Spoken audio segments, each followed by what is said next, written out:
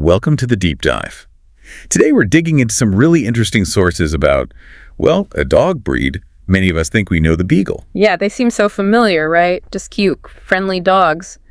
But their story is surprisingly complex. Absolutely. We're looking at how they went from like royal companions to working airport security. It's quite the journey. It really is. And the science behind that knows it's incredible. We're talking something like 40 times more powerful than a human's. And connections to royalty, even NASA in a way. It's a richer history than you might expect from those floppy years. Definitely. Our mission today is sort of charting that path, understanding the paradoxes of this breed. Okay, so let's start at the beginning. Where do they come from? The sources trace them back pretty far, don't they? They do.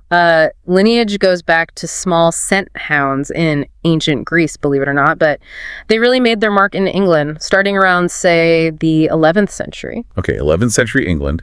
And the name Beagle, where does that come from? The sources mention something French. Right, yeah. It likely comes from an old French word, Beagle. It means something like loudmouth or gaping throat. Huh. Okay.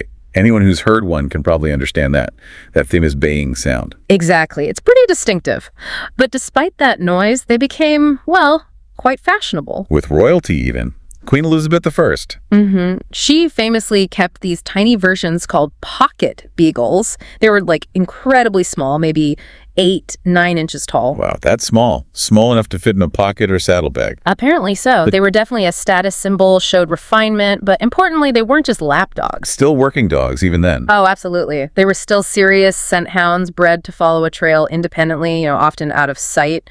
That independence is, well, it's crucial to their whole story. Which brings us to that incredible nose. Let's talk science for a second. The numbers are pretty wild. They really are. So beagles have around 220 million scent receptors in their noses. 220 million. And humans, we have what, like 5 million? Yeah, about 5 million. So you see the difference. It puts them right up there, top 3 scent breeds easily, maybe after bloodhounds and bassets. And that's why we see them working today, right? The Beagle brigades at airports. Exactly that. U.S. Customs uses them because, well, think about it.